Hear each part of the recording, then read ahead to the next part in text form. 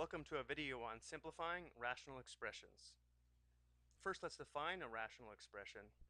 If we let u and v be polynomials, then the expression u divided by v, usually written in fraction form, is a rational expression. And we should note that the domain of this rational expression is a set of all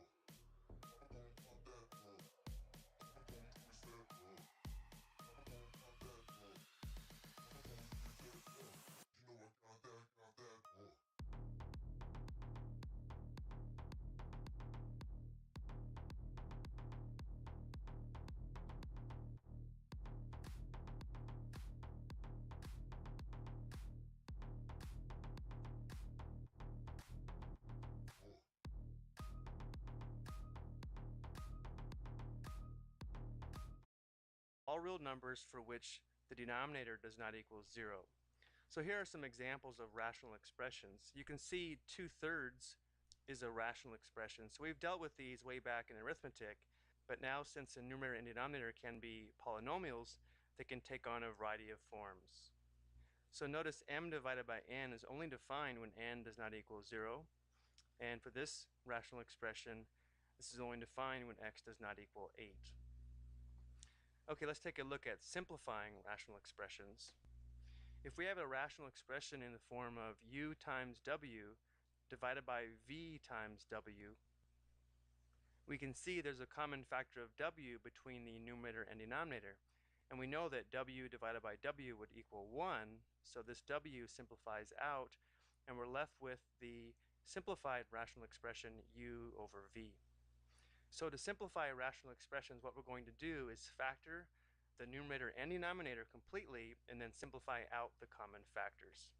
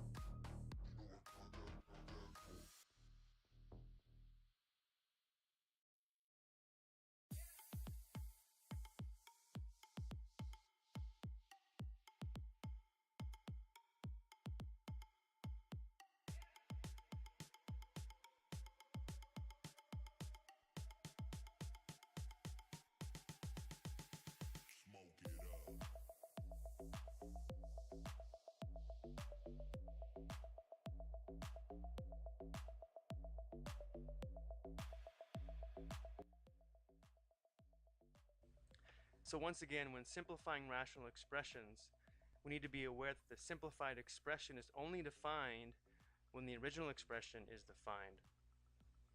So here's an example where this rational expression does simplify because we have an x minus 1 over an x minus 1. So it simplifies to x plus 2 divided by x plus 5. So this is only defined when x does not equal negative 5, but x also can't equal 1 because 1 would make the original rational expression undefined.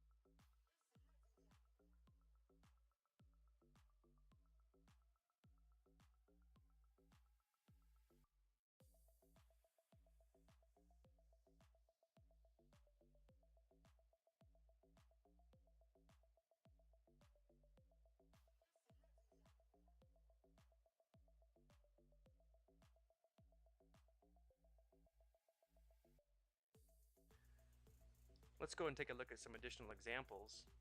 So we'll simplify all of these by writing them out in factored form and then looking for the common factors.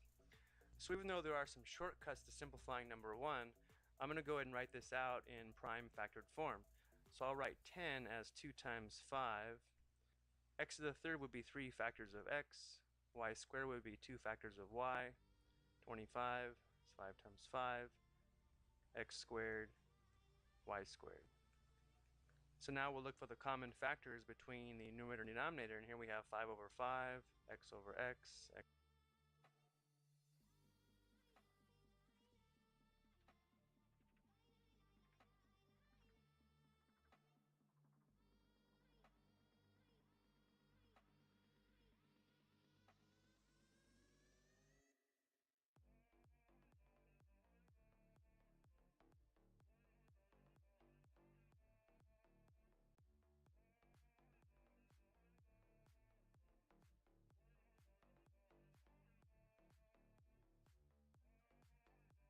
over x, y over y, and y over y. So whatever we have not simplified out would be our simplified rational expression. Looks like we have 2x in the numerator and 5 in the denominator. And we should also make a note that x can't equal 0 and y can't equal 0 as well, because the original rational expression would be undefined if x and y did take on those values. Okay, on number 2, we need to be careful here. It may be tempting to simplify this 3 and this 6, but we cannot simplify across addition. So what we should do is factor the numerator and denominator completely.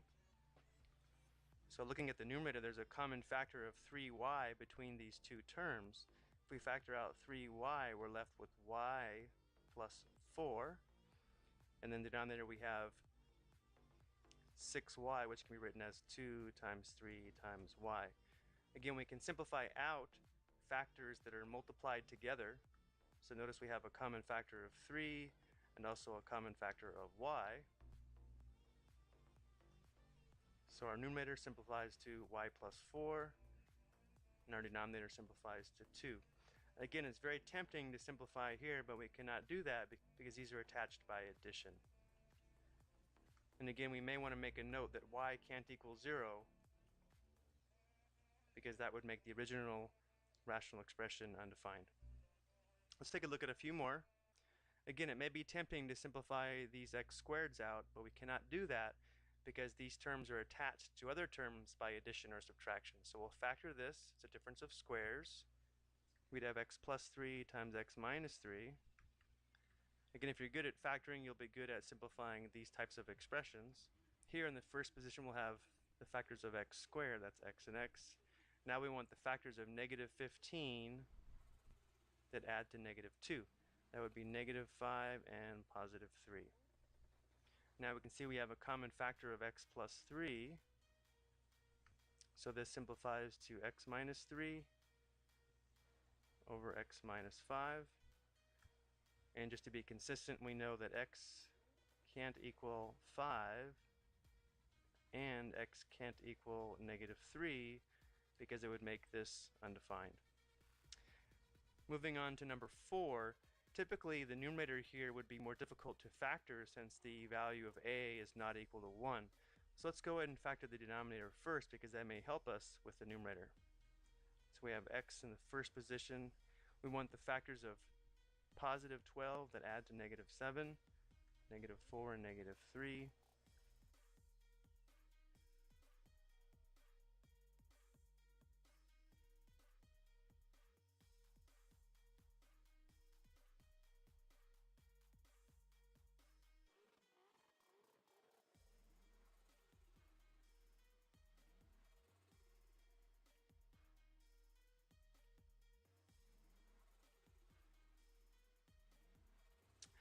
Now we know we're probably going to have a common factor in the numerator, so let's go ahead and try to use that information to help us here. We know that if this first term is 3x squared, we have to have a 3x and an x. And we know the second positions must come from the factors of negative 8. Since I see a minus 4 here, I'm going to try putting the minus 4 here, which would make the other factor a positive 2. Let's go ahead and check this. We have negative 12x, positive 2x. That does sum to negative 10x. So we factored it correctly, and now we can see there's a common factor of x minus 4. So this simplifies to 3x plus 2 over x minus 3,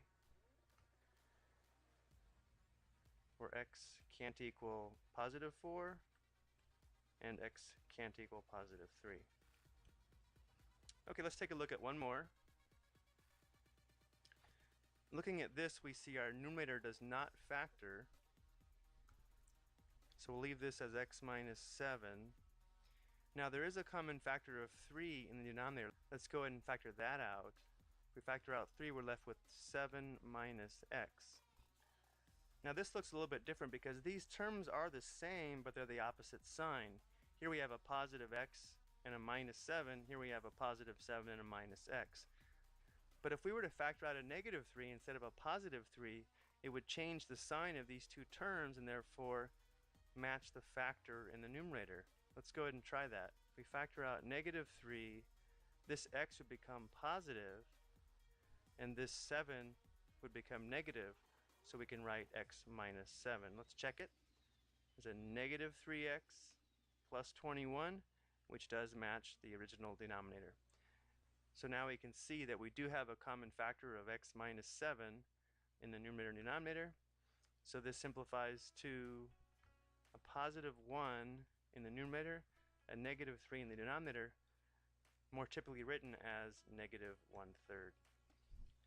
And just to be consistent, we know that x cannot equal 7 because that would make our denominator 0. Okay, I hope you found this video helpful. Thank you and have a good day.